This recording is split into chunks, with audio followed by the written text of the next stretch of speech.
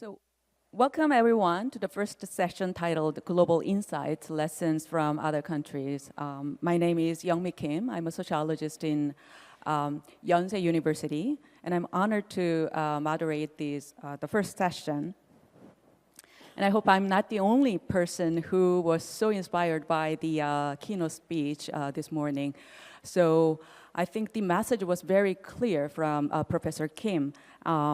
The fertility, the declining fertility can be a disguised fortune, actually, disguised blessing. If we can use the opportunity very wisely, it can actually open up a new future, a very promising future. But in Korea, the speed, the velocity of the declining fertility is so grave, and actually, the future that we are facing right now is not that promising. It can lead a disaster if we do not take actions, right actions right now. I think that was a grave message, and the other message is that all these government policies can be, it's good, but it's very limited if we cannot earn the next generation's mind and heart. If we cannot provide hope for the next generation, all these economic solutions that we provide cannot be very fruitful. So that was the clear message of the keynote speech, and I think we can discuss, we can elaborate the idea further in this special session. So today we have three distinguished panelists who bring a wealth of knowledge and diverse perspectives to this discussion. And together we will explore the causes, consequences, and potential solutions to the challenges posed by this demographic change.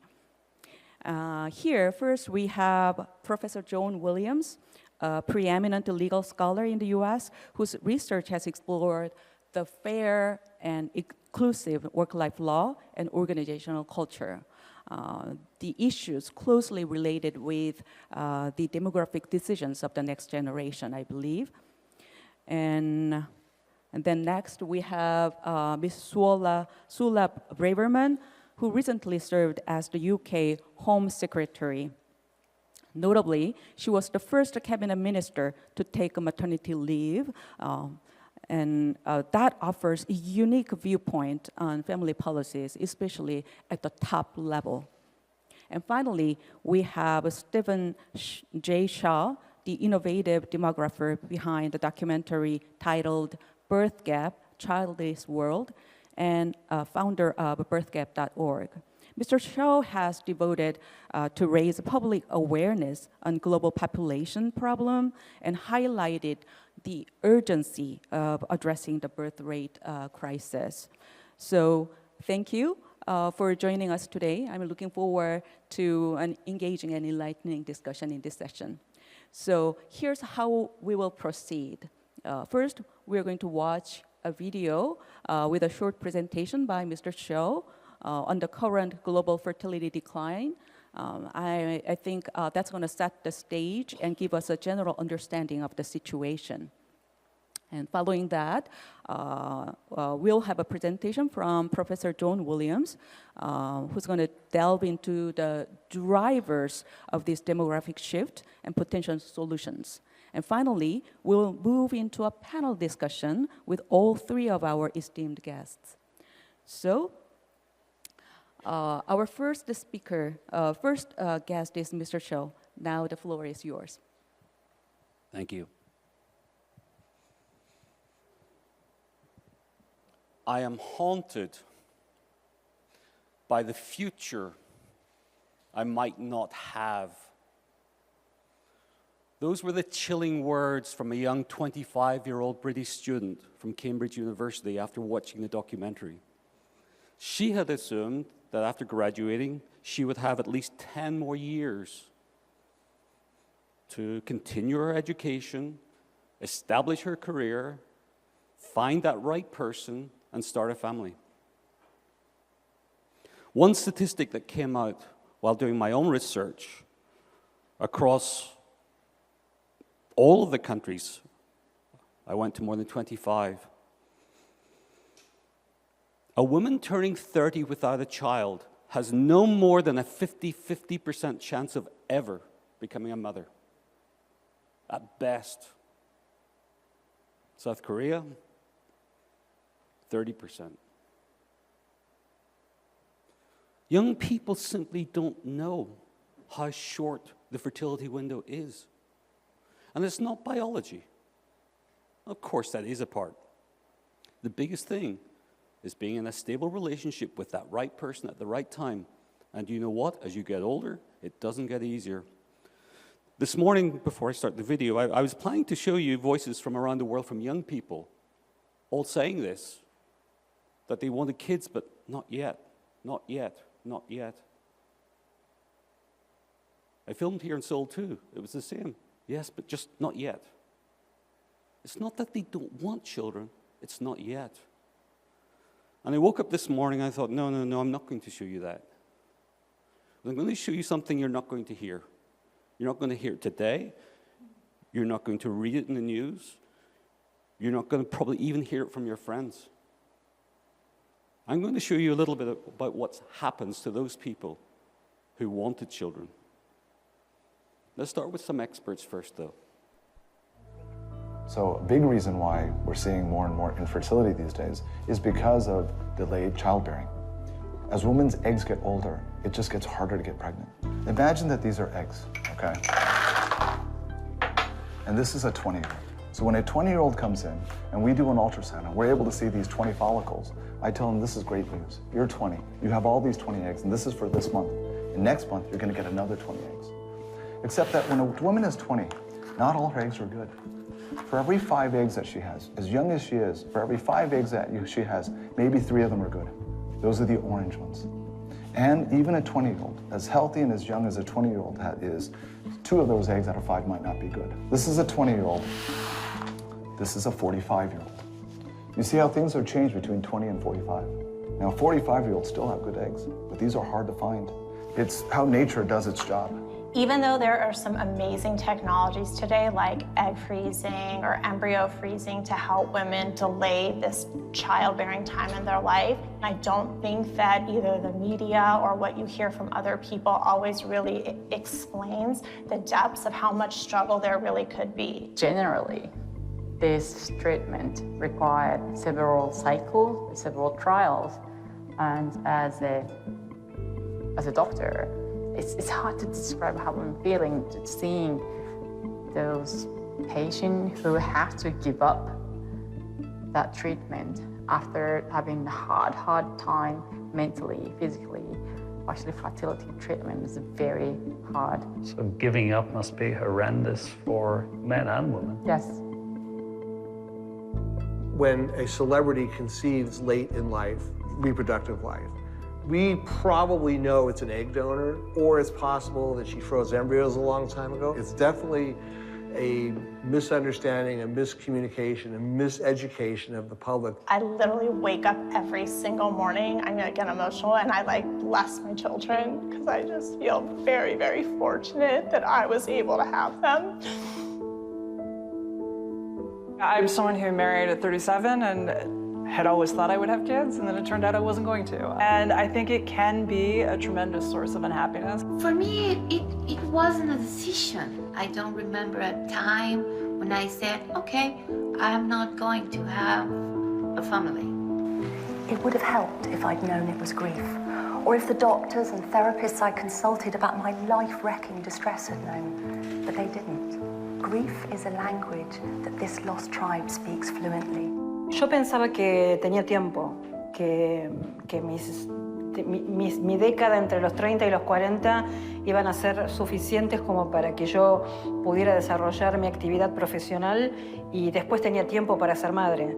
Y bueno, hice mal los cálculos, postergué porque creí que tenía tiempo. Did you want to have children? Sim.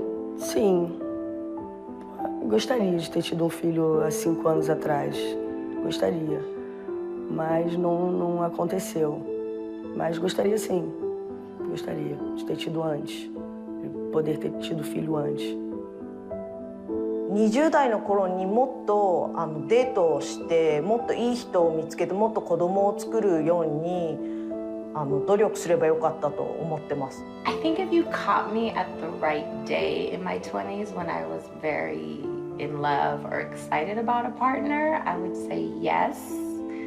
But if you were to pry into that, I might say, oh no, that seems crazy to have a kid in my 20s. Llegó un momento en mi vida que a lo mejor sí quise de verdad intentarlo nuevamente, pero era muy tarde, too late.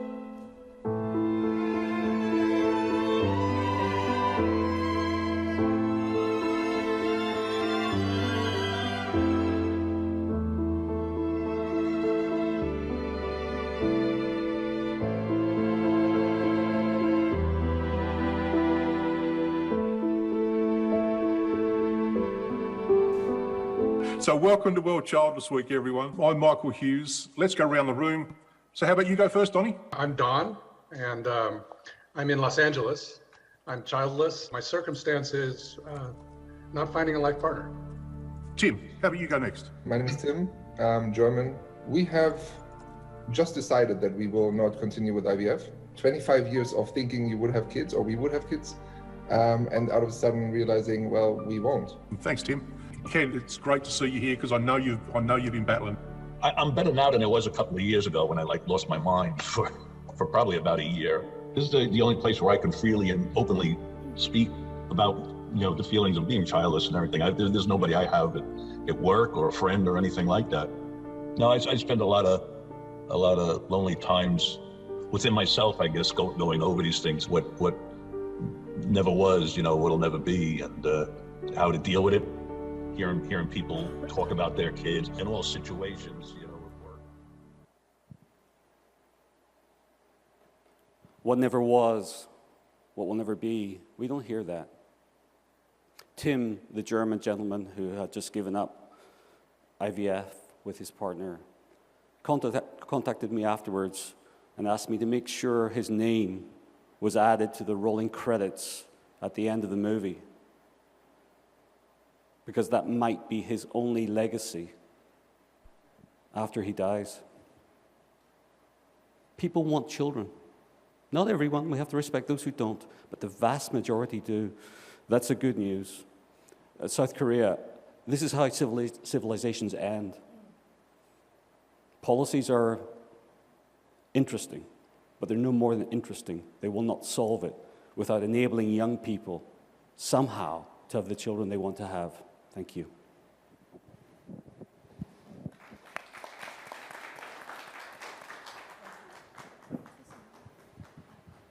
That is all.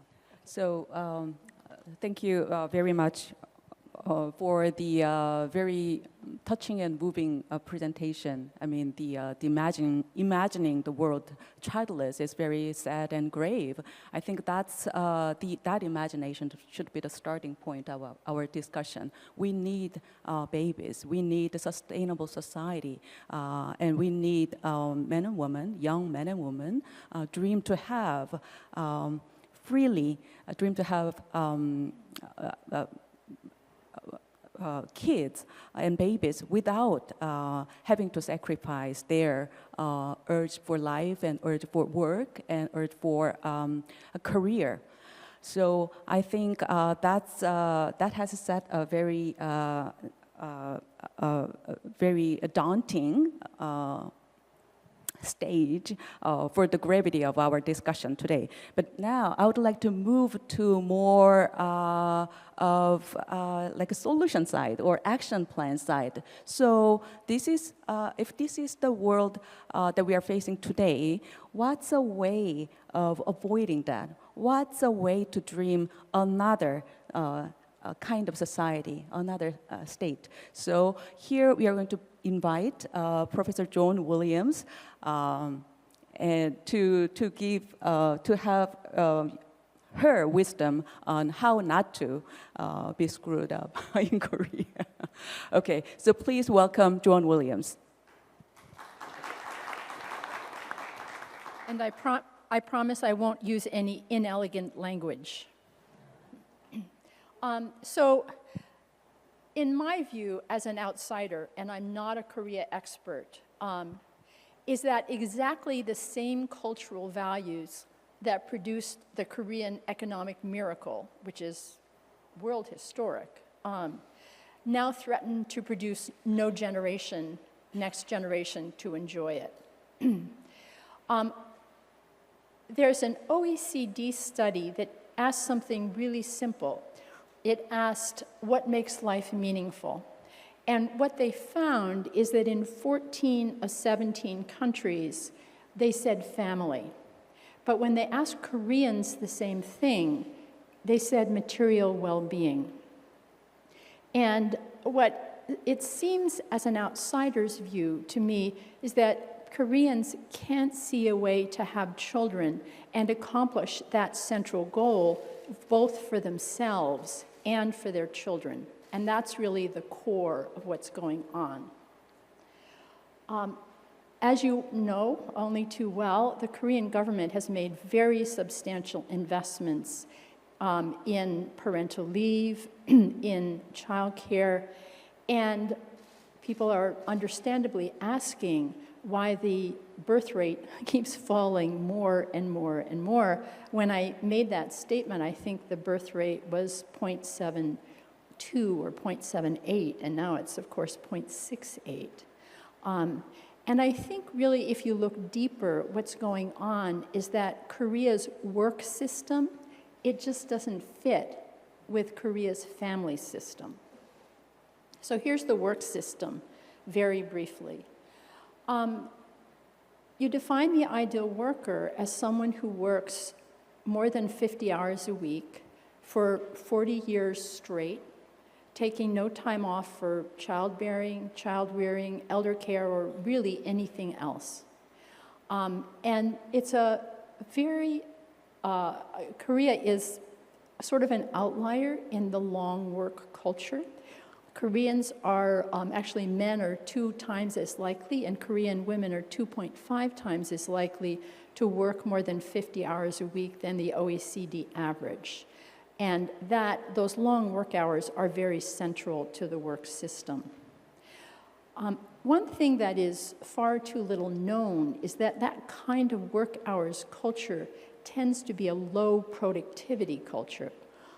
Productivity in Korea is 48% lower than in the United States. And a key factor is that studies show that productivity decreases sharply when people work more than 50 hours a week. Part of the work system as well is parental leave, but uptake in Korea of parental leave is very, very low. One study found that 69% of Koreans felt they couldn't really take family leave. And I don't know if you are, I'm a big fan of the show called The Extraordinary Attorney Woo, which I gather was very popular here a few years ago. And in one episode that actually involved discrimination against mothers, a woman who was subsequently fired had said that she had only taken 2 weeks of parental leave in order not to put a burden on her colleagues. That's really unusual, the low uptake. Low uptake by men is pretty common. This kind of low uptake by women is quite uncommon. Also, in Korea, if you take a career break, it is very, very hard to get back into regular work. And that means that mothers are 3 times as likely to be in non-regular employment. And as you know, the average wages in non-regular employment are about 45%. And so that is a very strong disincentive not to take a career break. So those are some of the key elements of the work system. Let's now look at the family system. Korea is really unusual in the intense pressure on mothers to quit.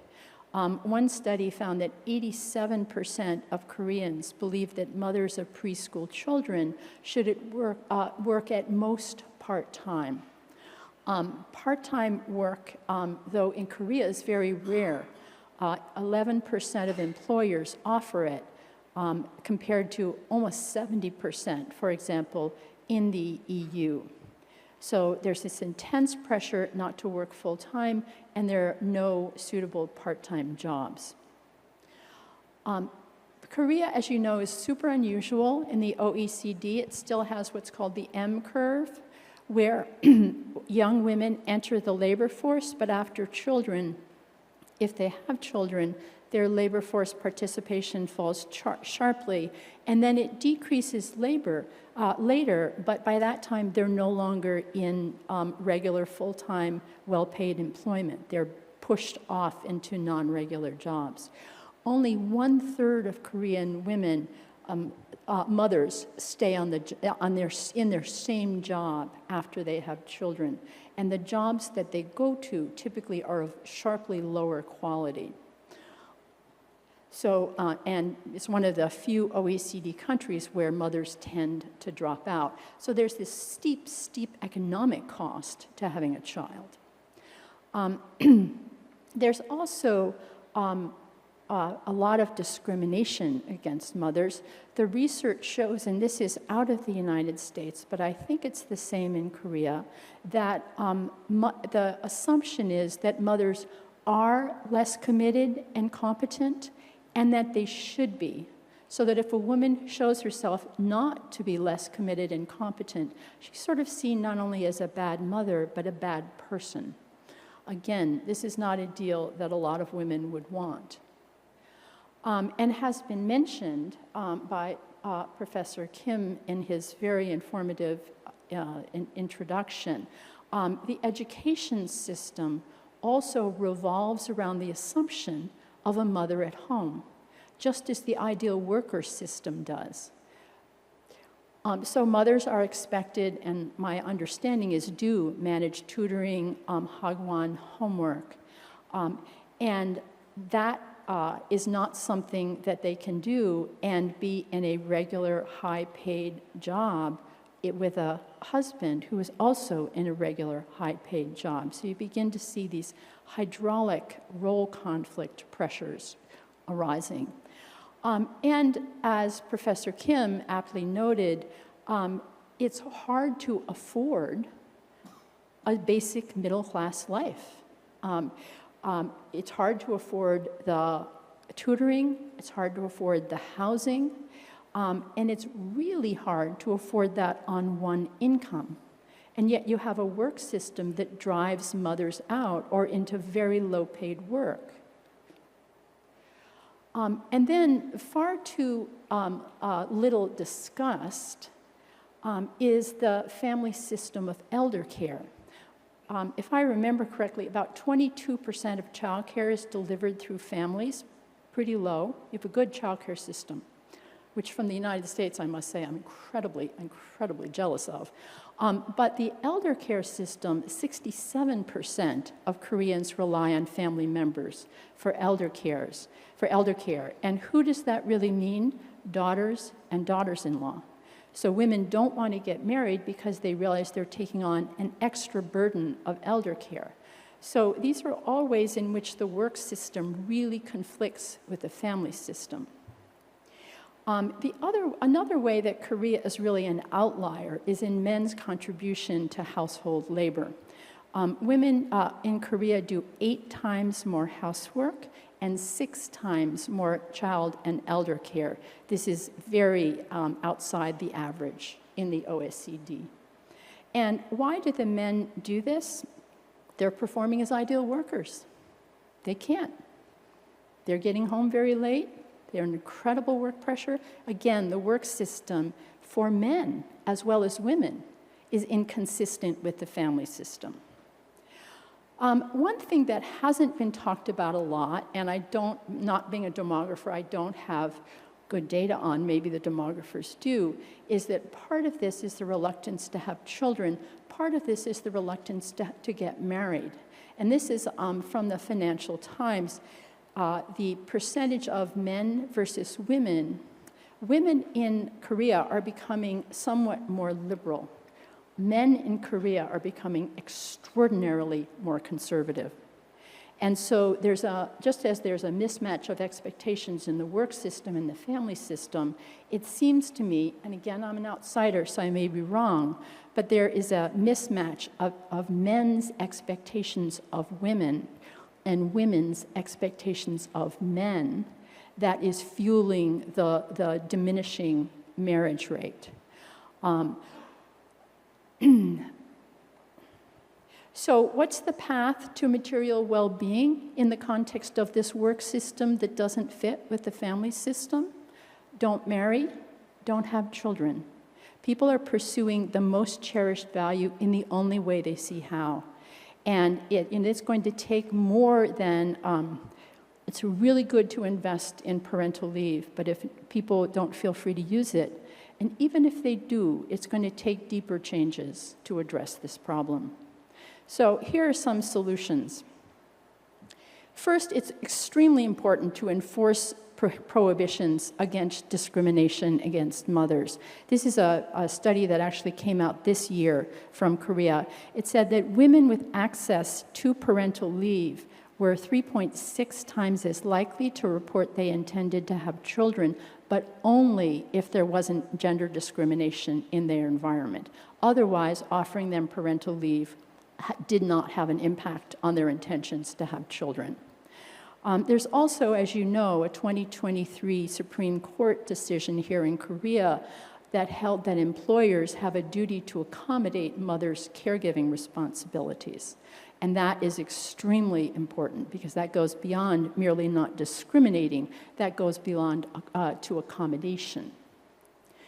Also, this is so simple, but I don't hear it yet in the discussion. Employers need to replace employees who are on leave. After all, if an employee is on leave, the employer isn't paying the employee.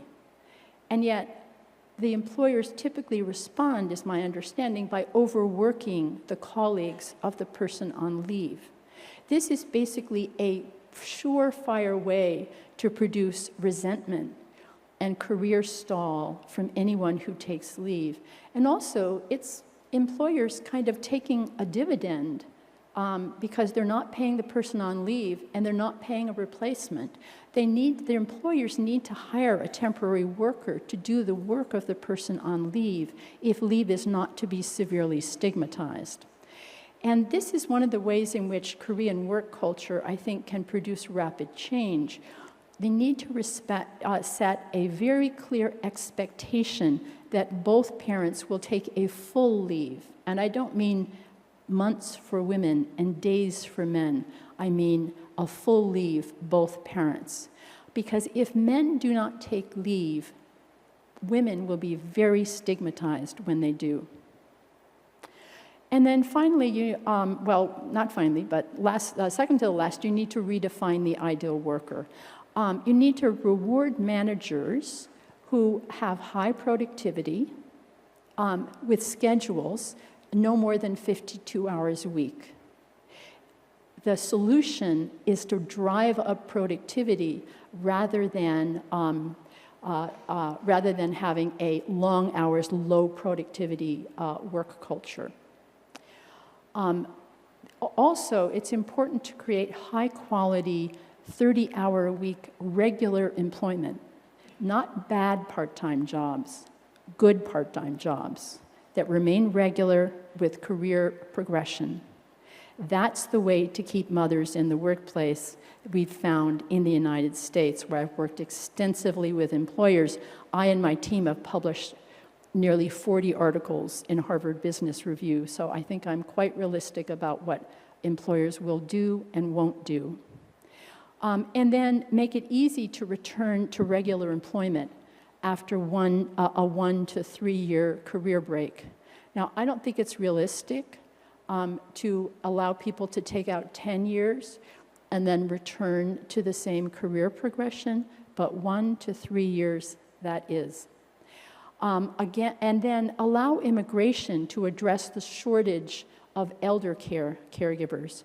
And I know this is controversial, and I know that labor has very distinct feelings about this, so I don't pretend to have all the answers, but the lack of elder care providers makes women, frankly, reluctant to marry because they don't want to be a caregiver for their mother-in-law in addition to their own mother. That's it. Thank you.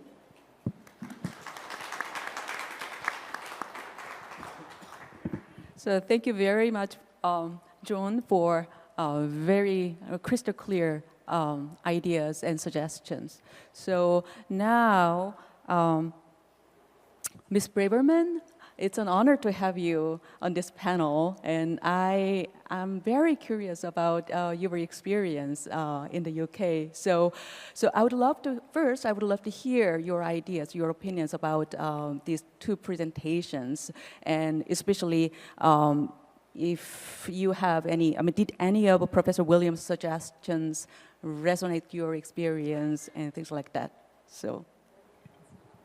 Thank you very much for the introduction, and I want to put on record my thanks to the KCCI and Chosun Media for organising this very important conference, tackling this issue of absolute salience. And I really appreciate the welcome speeches by the learned academics and professors today. It's been incredibly enlightening. I'm going to make some introductory comments about my professional experience, as you referred to when I was the Attorney General for the United Kingdom a few years ago. I want to draw in my personal observation and then look at it from a UK national policy point of view. Just to start with the personal, we've had a lot of statistics and looked at a lot of trends over the years. And in many ways, I feel that my personal lineage, my family history, very much reflect a lot of the data that we've just seen. My grandmother, for example, if I just go back 2 generations, I won't go back too far. My grandmother was born in 1922 in Mauritius into a poor family. She was one of 11 siblings. She had an arranged marriage under the Hindu religion when she was 18.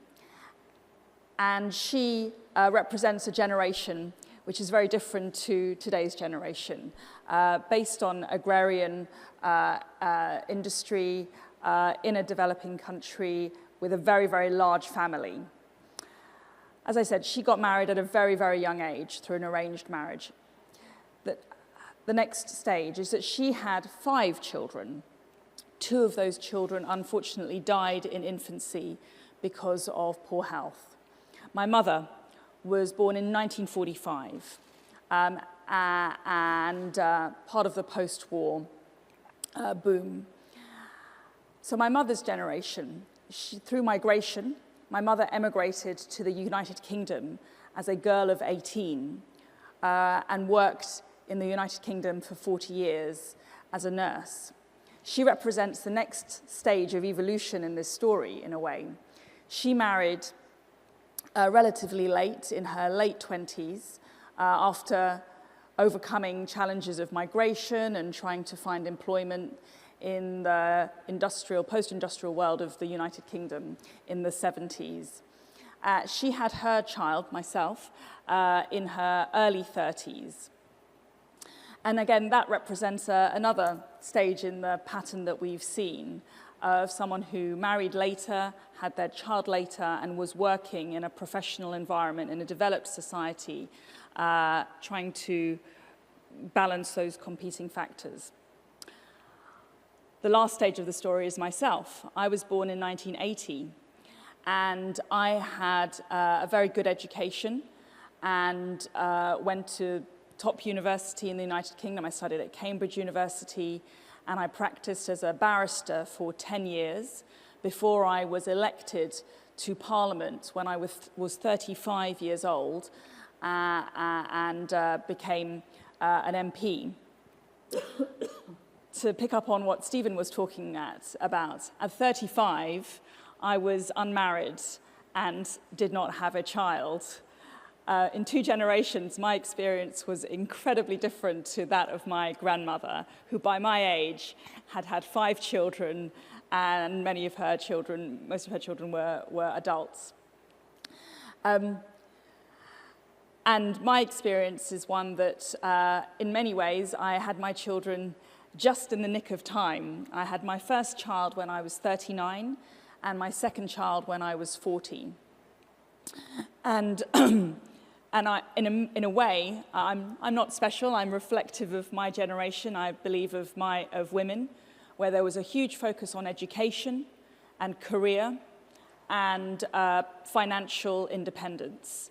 And like many of the moving testimonies that you presented, Stephen, I was a young woman who was very much focused on career and assumed that having children could be put off indefinitely. And in many ways, I assumed that, well, I didn't want to have children for many years, and then I didn't really think about it for many years. When I had my first child, I was a member of Parliament, and I was able to take maternity leave and take a period of 6 months at full pay in the United Kingdom and continue my time off with the baby and then return to work.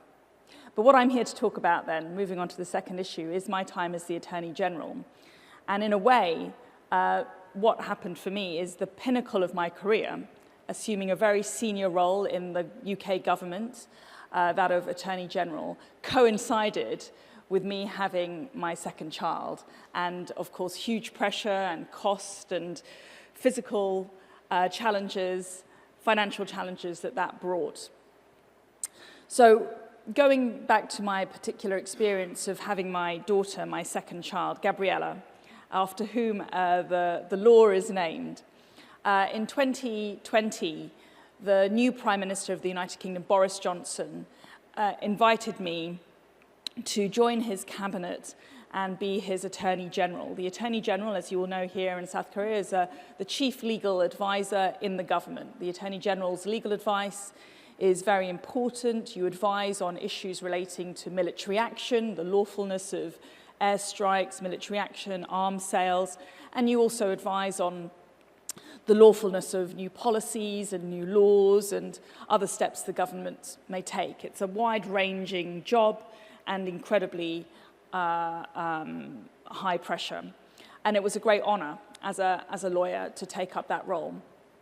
I took up the invitation in January of 2020. In September 2020, I discovered that I was pregnant with my child, and I was very nervous about telling the Prime Minister, Boris Johnson, that I was going to have a baby only a few months after he put me into this very serious job. I thought that he would be very disappointed. I thought that he would be annoyed. I thought that I would really be penalized and have to give up my job because I had a baby. I was very, very lucky because Boris Johnson was very, very supportive. And that's the key point. I think a supportive and flexible employer will be able to support women who are going into the workplace and trying to combine that with having children. And Boris Johnson is very famous. I think he's had 7 children himself. So he's very familiar with dealing with this particular issue. He was very, very supportive. As the Attorney General and as the first person ever in UK history in the cabinet to have a baby, other than Prime Ministers, Prime Minister Tony Blair had a baby when he was Prime Minister. David Cameron had a baby when he was Prime Minister, and Boris Johnson also had a baby when he was Prime Minister. But obviously they were not the mothers, they were the fathers. And in fact, neither Tony Blair nor David Cameron took any time off when they had their babies. Boris Johnson, again, I also think he didn't take any time off when he became a new father. It became very apparent there was no legal provision to allow someone to take time off, have a baby, and come back to their role. So we had to pass a new law. And the Ministerial and Maternity Allowances Act was passed in 2021. The act meant that as a cabinet member, as the Attorney General, I was able to take a period of leave I assumed a new role of minister on leave at full pay for 6 months, while someone else replaced me on a temporary basis and carried out all of the legal and constitutional duties of the Attorney General. It enabled me to have job protection, job security, and to return to my role at the end of the 6-month period. It commanded cross-party support, and it was passed very quickly through Parliament. It was enacted on the 2nd of March 2021, and my daughter Gabriella was born on the 7th of March 2021, so just in the nick of time. It's an example of how the workplace can be supportive to women who want to have children, and a great reflection of the flexibility and the open-mindedness of the UK Parliament. I think the UK government, UK Parliament was a world first in enacting this kind of legislation. Lastly, moving on to some national policy ideas and the UK's situation. We have got a similar challenge to you in South Korea of a declining fertility rate, although the expert demographers can speak more about that. Some of the policies that the UK government has introduced in recent years have sought to address supporting women and parents, mothers and fathers, in the workplace. So the first thing is about maternity leave provision. The UK has, I believe, one of the most generous maternity leave policies in definitely the European Union. A mother is entitled to 52 weeks of maternity leave to be paid at 90% of a salary or £156 a week, whichever one is lower. So that would address the provision for lower wage workers. 70% of companies pay full wage for maternity leave in the UK, and many companies have developed their own private maternity leave policies, full pay for 6 months, full pay for 12 months, and so on. We also have statutory paternity leave in the UK, where a father is entitled to pay for 2 weeks of leave after the birth of their child. And more recently, leave has evolved into shared parental leave, where the mother and the father can exchange and share their leave for 50 weeks of the year following the birth of the child. Maternity leave, paternity leave policies can very much support encouraging women to keep mothers and fathers to have their children. Secondly, childcare support.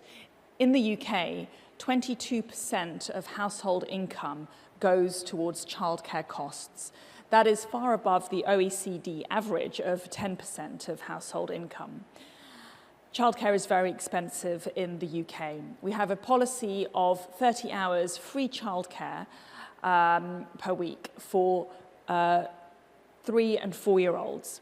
This year, that has been extended to include 5-year-olds, and that rollout at a cost of £200 million per year is going through the UK at the moment. It's estimated that will help thousands of parents to go back to work sooner than they would have otherwise done so.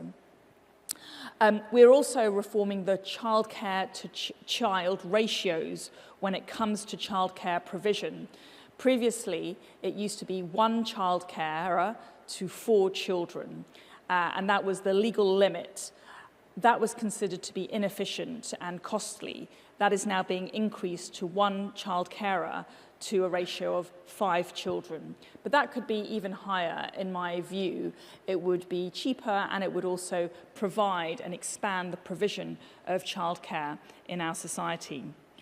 Next, maternity and employment law rights have recently been reformed and improved in the UK, whereby, and this is the point Joan raised about unlawful discrimination in the workplace towards mothers, returning mothers, after their maternity leave.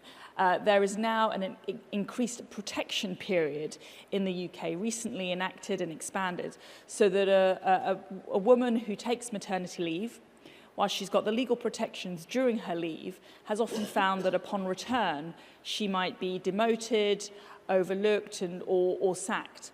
there is a protected period after her return to work, which has now been extended to 18 months, during which time her job is effectively protected. It's a protection against delayed unlawful discrimination. The tax system, I think, really could be looked at in a more favourable way in the United Kingdom. At the moment, we tax people on an individual's basis rather than on a household basis. So a single earner of £40,000 will be taxed in the same way as a household which has a total income of £40,000. One earner supporting a partner and 2 children, for example, despite the fact that that latter household will have higher outgoings and higher costs. I believe that we should be looking at reform of our tax system to tax like they do in Germany, per couple or per household, to incentivize people to have children. And lastly, talking about the point that Stephen raised, I think there needs to be much more focus on education and changing our culture amongst young people.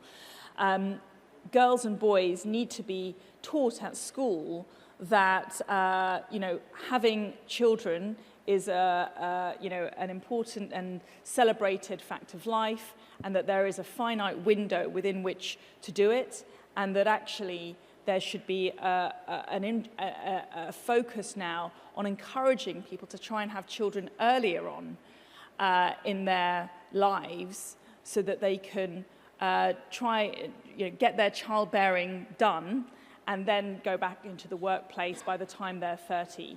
I think this is something that Stephen has talked about and something I'd be very interested in promoting myself. Thank you. Thank you so much. I mean, we learned a lot in a very short period of time about the UK situation, and I think it's very enlightening.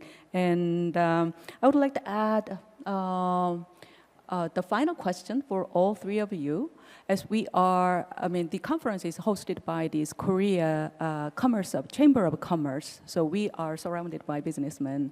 We are surrounded by these decision makers of major companies in Korea, the managers, the top level people in Korea. So now it is your chance to give advice to these people about what business and firms can do. Actually, it is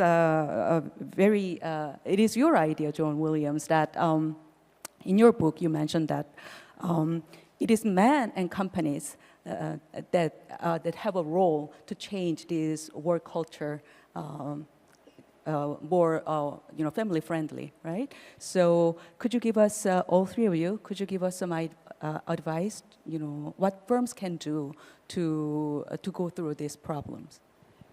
Maybe I can just start for a minute. I think it would be very helpful. I don't really understand the role of the Korean Chamber of Commerce, but a very helpful role, if I understand it, would be for them to gather best practice that is already in place, and to do it in a very specific way, not just mention a million good things that you might consider, but say, for example, 5 or 7 things that represent the minimum of best practice.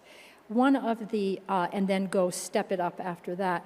One central part of best practice is that managers have performed as ideal workers their whole lives. That's how they got to be managers.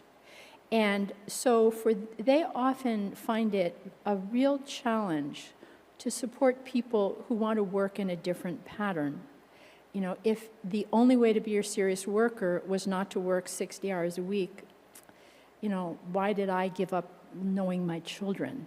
That's called identity threat. And so one of the really important elements of cultural change that I think the Chamber of Commerce could help is in dealing with that identity threat and helping managers process and think through that this is a moment of cultural transition that has nothing to do with their life choices. It's just the culture is in a different place. Thank you. I've run my own business for around, almost 30 years now, and did an MBA. And MBAs, I think, still today talk about growth. Everything's about growth, growth, growth. We heard it from your president, and respectively, when he spoke this week about growth, I was asking, where's growth going to come from? Really, growth is gone. We have to understand now it's about managed decline. And businesses don't think that way. Businesses and executives are focused on growth. So where is growth going to come from? Well, I live in Japan, actually. I've been there for 8 years. And you talk to executives there, it's going to come from export markets. Really? Where? No.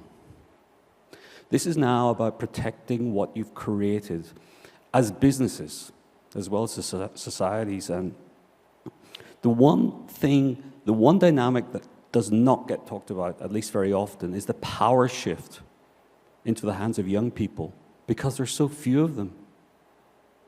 Hiring is a nightmare in Japan right now. I'm sure it's the same here. Retaining staff in Japan was never a problem before. It was job for life. People can move easily now. So the smartest company will be the one that says, wait a minute, we're going to do things completely differently.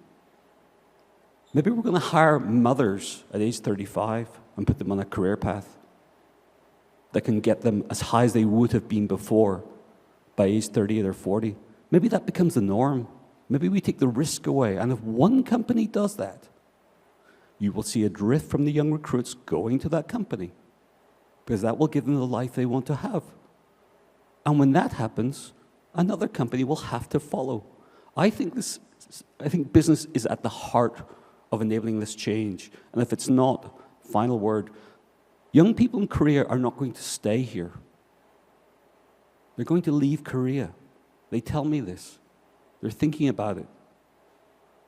If Korea does not re-engineer quickly, there won't even be the young people to hire very soon. So this is critical for business.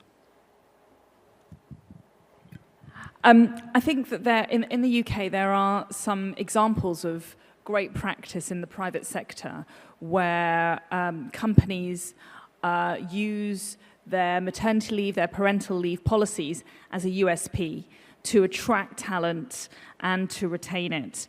And so you will now, from the legal profession, many law firms will offer 12 months full pay for an associate or a lawyer in their law firm.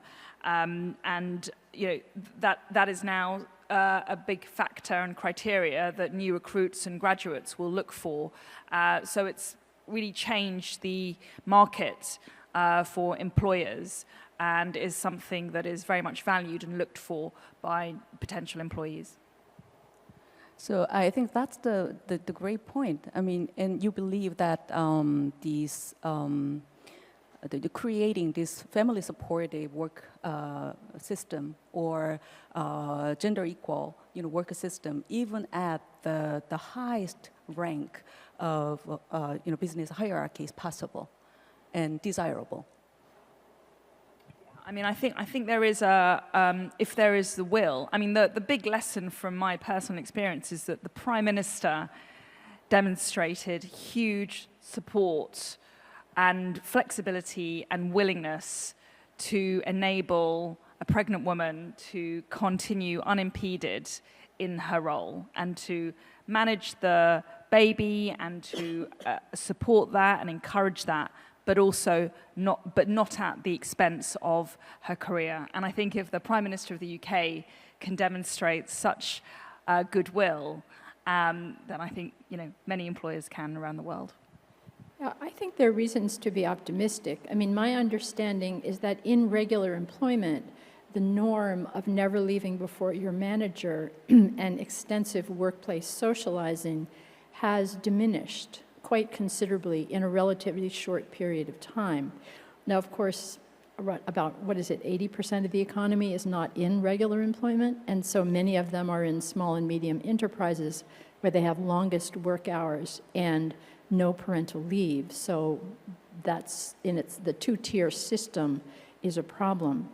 But I think in a very top-down work culture, it's often this kind of cultural change, if it's handled correctly and effectively, can be accomplished in a relatively short period of time. And I think Korea has just seen that with respect to after-work socializing. So I do think that that's a very promising model. So yes, great. So thank you so much for our three esteemed panelists for sharing your experiences and wisdom. I think the final word is that we are in the moment of cultural transition. So we are actually heading towards a new culture. Yeah, that's our mission, to build a new work culture that fits with our family system, that fits our young generation's dream to achieve both work and career and family. So I think that's our message of hope for this session. I hope everyone found this discussion insightful and inspiring as we consider ways to foster a more social sustainable society. So thank you all, and this concludes our session. Thank you very much. Please give them a big applause. Thank you very much. And now, please be seated. Thank you so much, our moderator and panels.